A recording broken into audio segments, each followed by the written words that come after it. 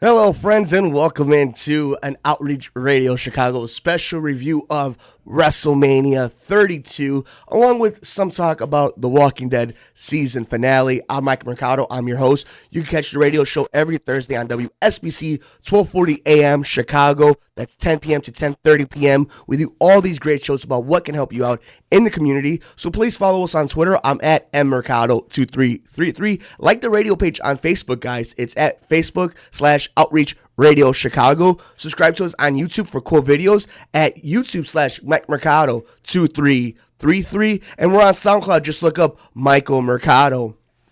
So it was here. It came, guys. It finally was time. It was WrestleMania. And it's funny because every year we go into WrestleMania with all these thoughts and this buildup. And over the last few years, the buildup hasn't been that great. A lot of it has to do with injuries, and there's a lot of X factors that go into it. So come along this WrestleMania, and all of a sudden we see very intriguing matchups. And, you know, just as an overall review before we go by the matches and the results, it was a weird WrestleMania. A lot of fun parts, a lot of really fun matches, but some real interesting booking decisions on how it ended and who they let go over. So let's get started. We had 3 matches in the pre-show kickoff. We had Kalisto defeating Ryback to retain the United States Championship, the Usos defeating the Dudley Boys, and Total Divas defeating Team Bad and Blonde, or whatever, throwaway team. And obviously, one of them is Brie Bella, probably going to retire, and her and Daniel Bryan will walk off on the sunsets. And Kalisto, Ryback being demoted down to the pre-show kind of shows you where the United States title is at since John Cena lost it a few months back. The Usos and the Dudley Boys, I'm going to get into this a little later. You know what? Let's hold off on that. Usos beating the Dudleys, whatever. Let's get into that in a little bit. But let's go right into the main show. The first match was the Intercontinental Championship match. Zack Ryder, of all people, guys, is your new Intercontinental Champion. Not Kevin Owens. Not Sami Zayn. Not Dolph Ziggler. Nope. The guy who probably was put in there to replace Neville is your new champion. And honestly, it doesn't bother me. I popped a little bit because it was cool. You did not see that coming. But when you look back, I think what really worries people is what does it mean for the title?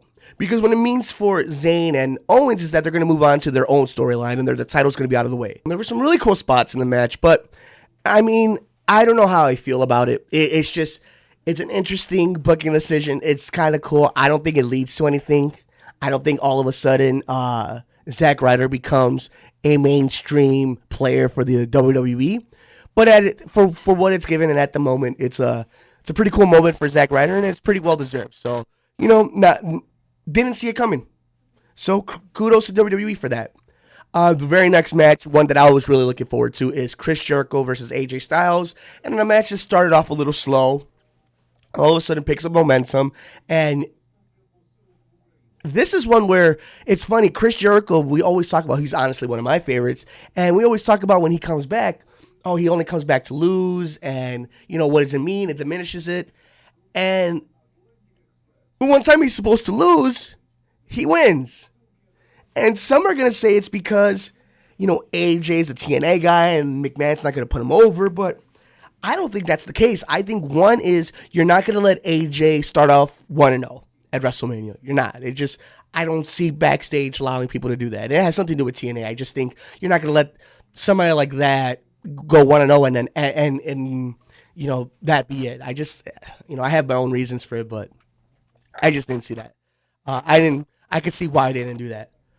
But even saying the fact that, he's a TNA guy and they probably don't want him going, starting off 1-0 and winning the biggest stage, he should have won. That's story. That's booking.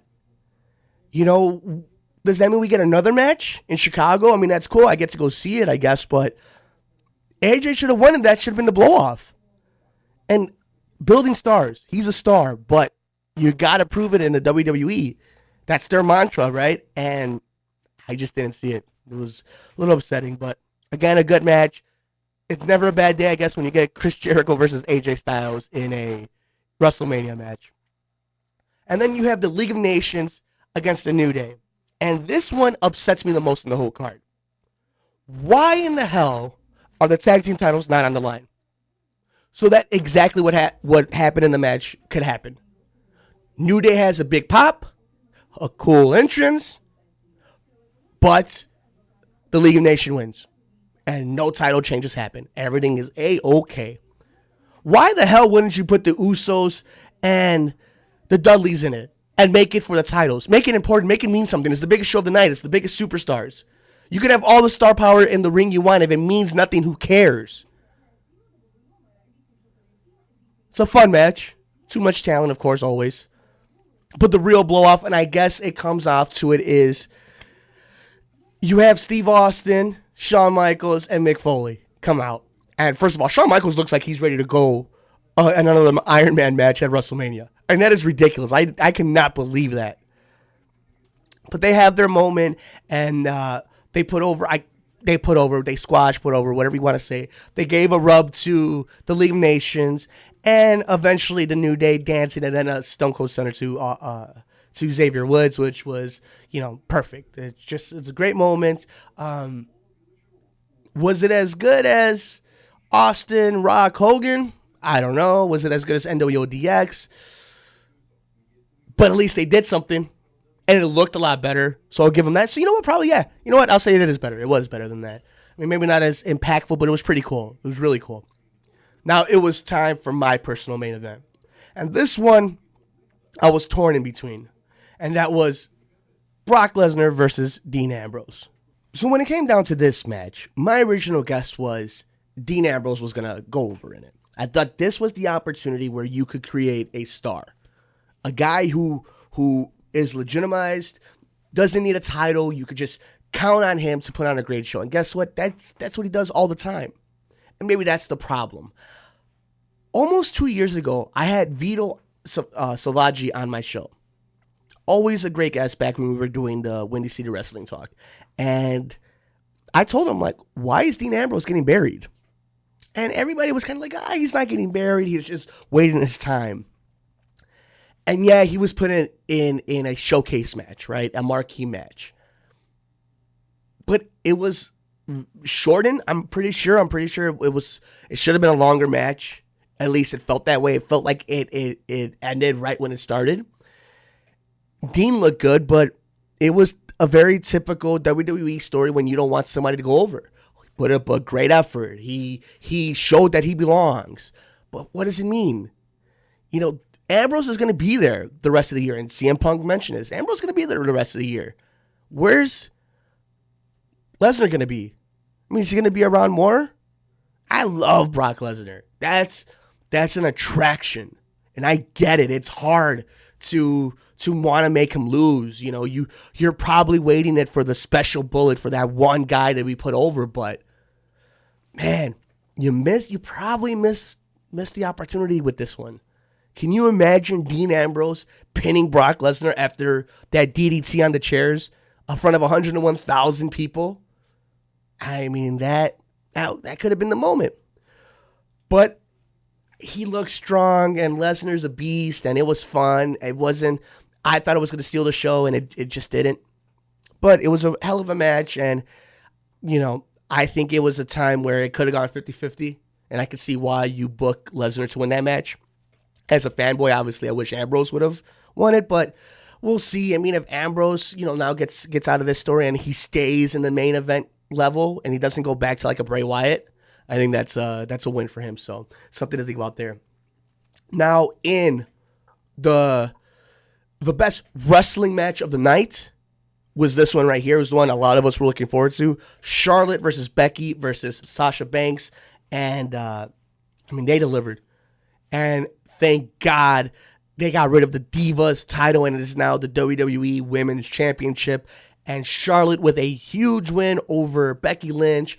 All three women look great. Pretty sure Bayley's going to come up and somehow get involved with this. This Sasha run to the title is going to be even more on fire because people want her to win so badly. These women just tore it down. I mean, they absolutely tore it down. And the best part of the match, And I love Sasha Banks. I'm a Sasha Banks guy. The best part of the match was Charlotte. She was the best part of the match. So kudos to WWE. I mean, again, I thought Sasha was going to win. It looked like it was leaning that way. But kudos to giving them to, I get it. They gave it to a Flair for the Flair to be in the first one. And, it makes sense for the history books, and she's a hell of a performer. And, trust me, all three of these women are going to have that title multiple times. And they're going to be doing this probably next year. We're going to see a fatal four-way for the women's title, which is awesome. Even though, that was the best wrestling match of the night, the match that stole the show was the Hell in a Cell. And Undertaker and Shane. Again, started off a little slow, trying to fill each other out, trying to feel out exactly where the match was going to go. But as soon as the spots started coming, they came hard. And a lot of people were talking about whether or not they would get out of the cell, and on top of that, whether they would go on top of the cell. This thing is huge. It's not the Hell in a Cell we grew up with. It's not the one Mick Foley fell off of. This thing is huge. Speechless still at this point. Shane McMahon climbs to the top end and throws his body to cautions to the wind, throws himself off of it, and lands on the table. I don't care if you say it was a stunt bag on the bottom. I don't care if you say, whatever you say wasn't the best fall. You guys are, anybody who is trying to debate this, you guys are out of your rocker. It doesn't matter. You guys are crazy. It's a hell of a moment, and it stole the show. As the week started going on and you started reading things that Shane McMahon was saying in interviews and kind of just the feel of the storyline, I thought Taker would win. I predicted it, and he did, and it was fun. But the match was it, and that spot will live on forever. I mean, that is a forever spot. And in a big surprise, I'm not going to deal a little time with it, in the Andre the Giant Memorial Battle Royal, mouthpiece, I can't believe they keep using that name, even though everybody loves Andre the Giant, whatever. Baron Corbin with the win. Not Kane, not Big Show, not Shaquille O'Neal. Baron Corbin, an NXT guy. A lot of people thought Cesaro was going to come back. I thought that was kind of cool. That would have been cool, but hell, give it to the big man from NXT. Why the hell not, right? I mean, he put on a pretty good match with Austin Aries, and I'm not a Baron Corbin hater. I don't necessarily see the attraction of him, but I get why people like him and see the potential. So for him to get this win, that was huge. But what I got out of the Battle Royal was the fact that the Wyatts weren't in there. And I'm sitting there and I just can't contemplate, damn, I'm not a huge Wyatt family fan. I'm not. I don't think they're that great, other than Luke Harper. Luke Harper's amazing, which was sad to see that he wasn't there. But I'm sitting, watching Mania, and they're not on the show. So The Rock comes out. We all knew The Rock was going to come out, and he does the Rock thing. I love it. Everybody loves it. Gets the pop. He's the goats, whatever, electricity flying in the air, whatever. And then the Wyatts come out. And then another weird moment, and that's kind of the definition of this WrestleMania. Another weird moment. You have the Wyatts confronting The Rock. And then The Rock strips down and he's in his wrestling gear and he beats Eric Rowan in 6 seconds. Having 2 records now with the attendance record and then doing that. Unbelievable. And then they're going to attack him, right? That's when you think, oh my God, things can't get weirder. Here comes John Cena. And I thought John Cena was going to interfere in some match somewhere. Nope. Comes out and helps The Rock. 3rd time of a lifetime. And it was cool. WrestleMania moment. But so weird. So random. And it's going to lead to nothing. Nowhere. Unless we're going to get Wyatt Cena again. Oh, God, no. So after all that, after 6 hours of wrestling, we're almost at 11 o'clock at night. And now we get the World Heavyweight Championship match between Roman Reigns and Triple H, suffering the same thing that happens in a lot of Triple H matches where he's main eventing a card that, man, nobody gives a damn about the main event. And to credit to both men, it was a good match. It was actually a really fun match. There was a lot of cool spots, and the crowd was going back and forth, and it's hard to really determine a reaction from such a smart crowd like WrestleMania. But Roman isn't as over as they want him to as a babyface. He's over in the sense that he gets a reaction, right? That's great. For whatever that's worth, right? The match was good. I thought the match was really fun. I thought there were some cool spots. And he won clean, right? Was put right over. And after all the talk and speculation and months of guessing, of booking what was going to happen, he beat Triple H 1, 2, 3 in the middle of the ring clean. There was no extra help. There was no storyline. There was no heel turn. There was no Rock. It was just Roman going over. And now we move forward from it. What does it mean? I don't know. Because again, he didn't turn heel. So which heel is going to come after him now? Seth Rollins is still hurt. Is Dean Ambrose going to turn heel? Well, Dean Ambrose doesn't have any momentum after losing to Brock Lesnar. Kevin Owens and Zayn look like they're going to be in their own thing. Ziggler loses in a ladder match, and Zack Ryder's your new IC champion. Just name them. Start naming the guys you could bring up.